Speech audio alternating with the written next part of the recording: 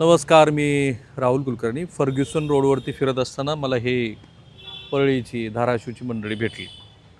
ते जे काही सांगतायत त्याची मी पडताळणी केलेली नाही आहे, मी आधी सांगतो. पण ज्याला आपण इन्स्टिट्यूशनल करप्शन म्हणतो ते इतकं वाईडस्प्रेड आहे, त्याची पाळेमुळे इतकी खोलवर गेलेत आणि ते कुणीही थांबवू शकत नाही अशी स्थिती मला आत्ता दिसते. पण याने मला जी काही उदाहरणं सांगितली त्याचा प्रत्यक्ष लोकार्पण सोहळा पुण्यामध्ये झाला होता आणि त्या कार्यक्रमाला मी उपस्थित होतो. शिवराजसिंह चौहान जे मध्य प्रदेशचे माजी मुख्यमंत्री आणि केंद्रातले मंत्री आहेत ते, आणि राज्याचे मुख्यमंत्री श्री देवेंद्र फडणवीस यांच्या उपस्थितीत तो सोहळा झाला होता.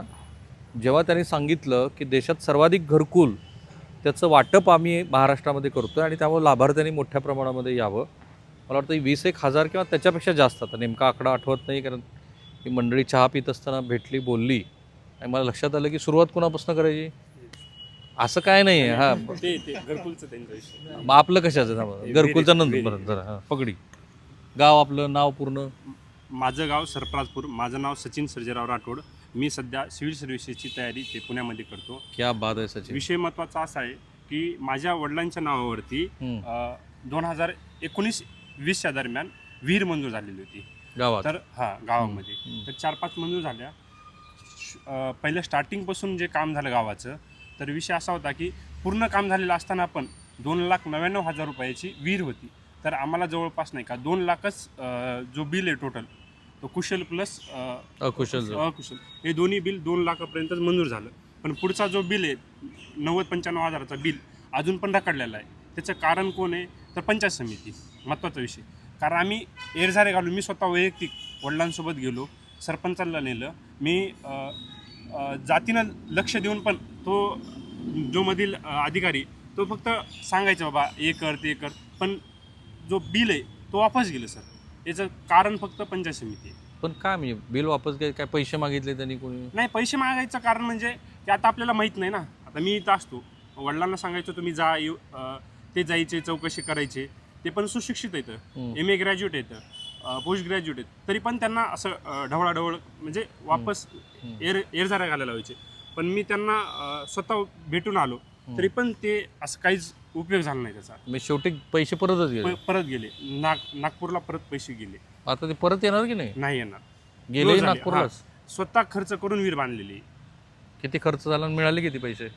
4-4.5 लाख आसपास खर्च झाला, पण 2 लाखच भेटले, जवळपास 2 लाखाच्या. त्या 2 लाखात कुणाला किती वाटप करावे लागले? आता बिल तर एक 15-20 हजार रुपये अधिकाऱ्याला दिलेच असतील बिल काढण्यासाठी.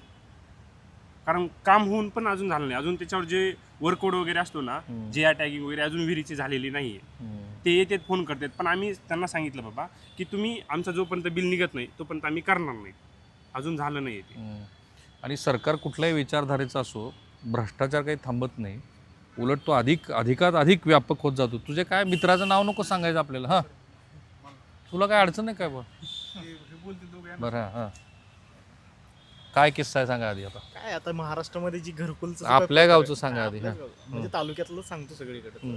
तुमचं नाव सांगा आधी. माझं नाव अनिकेत शिनगारे, लॉ स्टुडंट आहे. हां, आणि ज्या पद्धतीने आता विविध समाज घटकातील लोकांसाठी जी घरकुलाची योजना राबवली जाते सरकारकडनं, शबरी असेल, रमाई आवास असेल, यशवंतराव चव्हाण मुक्त वसाहत असेल, ह्या सगळ्यामध्ये एक दादना फिर्यादीचा एक प्रकार घडतो. त्याच्यामध्ये म्हणजे ह्याच्यामध्ये आता तुम्हाला 3 टप्प्यामध्ये पैसे भेटतात. पहिला टप्पा कधी येतो? पहिला टप्पा येतो किंवा तुमचं घरकुल फायनल झालं, जिओ टॅगिंग झाली वगैरे जागेची वगैरे, नंतर तुम्हाला पाया बांधण्यासाठी पहिला टप्पा येतो. त्याच्यामध्ये एक 25% रकमेचा पहिला टप्पा दिला जातो. त्यामध्ये मंजूर रक्कम किती आहे? मंजूर रक्कम आता समजा वेगवेगळ्या रक्कम आहे त्याच्या. बरं. यशवंतराव चव्हाण रमाई घरकुल असेल तर ग्रामीण भागासाठी 1,20,000 रुपये आणि MRGS मधनं 20,000 रुपये, असे 1,40,000 रुपयापर्यंत त्याची रक्कम जाते. पण आता उदाहरणार्थ आपण रमाईचं जर घेतलं तर त्याच्यामध्ये 25,000चा पहिला हप्ता भेटतो. मग त्यामध्ये पहिला हप्ता काढण्यासाठी कमीत कमी इंजिनियर 5,000 रुपयाची मागणी करतात लोकांना. थेटच. आणि नाहीतर मग तुमच्या अकाउंटला पैसे टाकलेले असतात पण होल्ड केलेलं असतं तुमचं अकाउंट पंचायत समितीमधनं वगैरे. मग ते होल्ड, पण मग अकाउंट असं होल्ड करायचं लाभार्थ्याचं, कारण आता DBT आहे, DBTला अकाउंट होल्ड करायचे अधिकार पंचायत समितीला कोणी दिले? नाही, पण ही बँकेला पाठवतात तशी पत्र. बँकेसोबत हे म्हणजे पत्रव्यवहार केला जातो की बाबा ह्यांचे अकाउंट होल्ड करा, आम्ही ह्यांच्या अकाउंटवरती हे पैसे पाठवलेले आहेत. मग काय होतं लोकांना आणि इंजिनियर लोकांना एक म्हणजे एक कानमंत्र देतात की बाबा तुम्ही हे असं करा. म्हणजे बँकेसोबत हा असं व्यवहार करतात ऑफिशियली की बाबा ह्यांच्या पायासाठी, ह्यांच्या घराचा पाया बांधण्यासाठी आम्ही ह्यांच्या अकाउंटवरती 20,000 रुपये 25,000 रुपये टाकलेले आहेत. तुम्ही ह्यांचे अकाउंट होल्ड करा. बँकेसोबत हा ऑफिशियली पत्रव्यवहार होतो. पण इकडच्या दुसऱ्या बाजूने इंजिनियर सांगतात की बाबा तुम्ही आम्हाला म्हणजे एक मागणी त्यांची असतेच अनऑफिशियली की आम्हाला पैसे द्या. आणि काही काही लाभार्थी असे आहेत की बाबा त्यांनी 100% नियमाप्रमाणे काम केलं तरी हे लोक फायनल बिल असेल, शौचालयाचं शेवटचं फायनल बिल असतं त्याच्यासाठी देखील हे पैसेच घेतले जातात. ठीक आहे, आता हे झालं पहिल्या हप्त्यात 20,000 रुपयात 5,000 रुपये. 5,000 रुपये. दुसरा कितीचा आहे तो? आता शेवटी सेटलमेंट कशा पद्धतीने होत आहेत ते ठीक आहे ना, कधी 2,000 होईल, कधी 3,000 होईल, म्हणजे असं एक जास्तीत जास्त 5,000 रुपये, 5,000 आता 10,000 होईल हा, माहित पण म्हणजे पूर्ण 1,20,40,000 रुपये जर असेल, 1,20,000 रुपये पकडा, त्यातले 20,000 रुपये तर माझ्या मते असेच जातील आणि पण जातात. फक्त हे जेईलाच आहे का त्याच्यात पुढं अजून पंचायत समिती? आता ते घेतात तर जेई, मग आता त्याच्यामध्ये कोण कोण सांगितलं काय सांगता येत नाही त्याबद्दल. पण हे सर्रास सगळीकडे सर्रास सगळीकडेच घडतं आणि सगळ्याच योजनेत घडतं. आता विहिरीचं असेल तर विहिरीच्या त्याच्यामध्ये पण तेच घडतं. जिओ टॅगिंगला आले 1,500 घेऊन जातात शेतकऱ्यांकडनं. हे वकील साहेब तुमचा परिचय करून घ्या. हे तर वैयक्तिक त्यांचा अनुभवात आहे का? हां, नमस्कार, माझं नाव अजय देशमुख. मी बीडचा रहिवासी आहे बीडमधील. तर वैयक्तिक अनुभव भरपूर आहेत. MRGSचे कामं आहेत किंवा घरकुला असेल, गायगोटा असेल. तर ह्याच्यामध्ये आता वैयक्तिक आपलं जर सांगायचं झालं तर जे गायगोटा वगैरे जो राहतो तर त्याचं MB वगैरे असते. ते त्याचा मस्टर भरायचं असतं किंवा ते MB वगैरे ही पंचायत समितीतले इंजिनियर लिहितात MB वगैरे. तर ही MB त्यांना लिहायला दिल्यानंतर हे 6-6 महिने ते देत नाहीत आपल्याला रिटर्न, किंवा ते लिहिण्यासाठी, ते पूर्ण भरण्यासाठी वगैरे पैशाची मागणी वगैरे करतात. आणि ते म्हणजे इनडायरेक्टली करतात, डायरेक्टली नाही. आणि इनडायरेक्टली म्हणजे कसं? इनडायरेक्टली म्हणजे आता मी जर समजा ऑफिसला गेलो एखाद्या पंचायत समिती वगैरे, तर त्यांना सांगितलं असा इश्यू की ते म्हणणार की त्याचं म्हणजे त्यांची जे टेक्निकल नॉलेज म्हणजे हे भाषा त्यांची की MB काय कुशल वगैरे हे ते असं काहीतरी हे करणार, म्हणणार की ते ऑन द प्रोसेस आहे हे, म्हणजे आता तुमचं जे अडकलंय ते गोट्याचं अडकलं. हा, गायगोट्याचं बिल आहे. आता आता गायगोट्याचं 2021चं आपलं बिल आहे कुशल. 2021? हा, 21-22चं. तर त्याचं ते MB वगैरे हे ते MB लवकर लिहिले नाही पंचायत समितीमधून. किती तुम्हाला मंजूर झाले ते पैसे? गायगोट्याचे पूर्ण पैसे आहेत 70,000 प्लस आहेत काहीतरी. तर त्याचे विविध कामगारांच्या नावावरती जातात 7-8 हजार आणि बाकीची डायरेक्ट येतात म्हणजे बेनिफिशरीच्या नावावर. तर त्याचे अजूनही पैसे आले नाहीत. त्याचे MB वगैरे दिले तर MB गाया होणार, कुठेतरी जाणार, ते हरवणार, मग ती डबल MB लिहायची वगैरे, असं म्हणजे इनडायरेक्टली त्यांचं त्रास वगैरे जे असेल आणि इनडायरेक्टली पैशांची मागणी होत आहे. आणि किती पैसे 70,000 मध्ये मागायचे द्यायचे? आता तरी नाही म्हणलं तरी ते काय मी दिले नाहीत स्वतःहून, पण ते इनडायरेक्टली पैसे घेता मध्ये प्रत्येक ठिकाणी सही करण्यासाठी. काय रेट काय सध्या? रेट समजा 70,000 जर आपल्याला भेटणार असतील गायगोट्याचे, तर कमीत कमी आपल्याला 5,000 रुपयापेक्षा जास्त रुपये द्यावं लागतील. तर ते पैसे दिले तर म्हणजे सही देणार वगैरे. घरकुलाचं काय चाललंय सध्या? आता घरकुलाचे पण घरकुल वगैरे जे मंजूर झालेले आहेत तर त्याच्यामध्ये पण जे असा अनुभव आहे इतर मित्रांशी चर्चा करून किंवा वैयक्तिक पर्सनल पण, जसे की आता सर म्हणले की माझ्या अगोदर ती जरी पैसे DBT थ्रू डायरेक्ट आले अकाउंटला बेनिफिशरीच्या, तरी ते पैसे होल्ड करतात. पण असं बँकांना अधिकार नाही आहे होल्ड करायचा. ते अधिकार आहे का नाही ते काय मला माहिती नाही, पण तो डायरेक्ट होल्ड करतात पैसे. मग ते होल्ड करण्यासाठी आपल्याला BDOचं पत्र आणावं लागतं पंचायत काढण्यासाठी ते होल्ड केलं. आणि ते BDOचं पत्र समजा मी डायरेक्ट गेलो हे तर ते भेटत नाही, ते त्यांच्या माणसा थ्रू सिस्टीम मधनं गेलं. हो, त्यांच्या त्या सिस्टीम मध्ये जाण्यासाठी किती पैसे द्यायचे? ते जर आता समजा 10,000 अडकले असतील तर 1,000 रुपये द्यावं लागतात किंवा 500 रुपये. ते आता रकमेवरती डिपेंड आहे. नाही, आता घरकुलाचे किती प्रकार आहेत माहिती आहे का कोणाला? तर घरकुल जे म्हणजे सगळ्यात मोठी योजना आहे ते प्रधानमंत्री आवास योजना आहे. ती सगळ्यात महाराष्ट्रात नंबर 1 आहे देशात. दुसरी यशवंतराव चव्हाण आहे, यशवंतराव चव्हाण आहे, शबरी आहे, रमाई घरकुल आवास योजना. रमाई तर जुनी आहे, शबरी आवास योजना आहे, शबरी पण जुनी आहे. सगळ्यात जास्त कामं मला वाटतं की पंतप्रधान घरकुल आवास आवास योजनेमध्ये आहे. त्याला किती अनुदान आहे सध्या? त्याचं सध्याचं एक्झॅक्ट माहित नाही, पण 2 लाख प्लस आहेत त्याचे. जुनी जी होती का ती 2,25,000 काहीतरी 1,25,000 होती जुनी. जुनी. हम्म. आता जो लेटेस्ट मध्ये आलाय 4-5 दिवसापूर्वी त्याचं काय 2.5 लाखाच्या आसपास आहे. मग 2.5 लाखात वाटप किती आहे?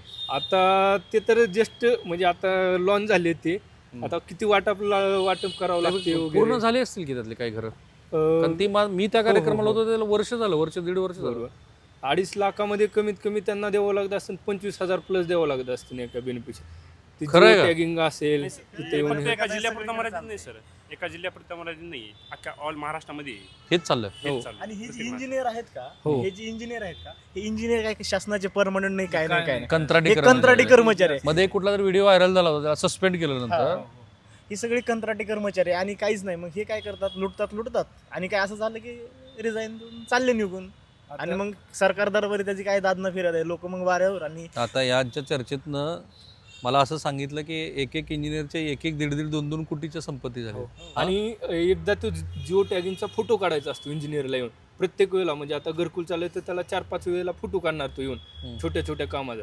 तर त्याच्यासाठी कमीत कमी तो 500 रुपये तरी घेणार, जे photo जिओ काढायला टॅगिंगला. येतो तो. हो फोटो काढा. हे सगळे डिप्लोमावाले असतील हे सगळे डिप्लोमा है ना? हो ते फोटो काढायला 500, हो, पुन्हा हो, बिलं हो. काढायला बिलं काढायची तर वेगळेच, फक्त फोटो काढायला येऊन 500 वगैरे रुपये घेणार ते. आता वरच्यापर्यंत हे पैसे जात आहेत हो. का नाही ह्याची काय आम्हाला पण कल्पना नाही. पण हे ऍक्च्युली ग्राउंडवरची परिस्थिती आहे, रियालिटी आहे.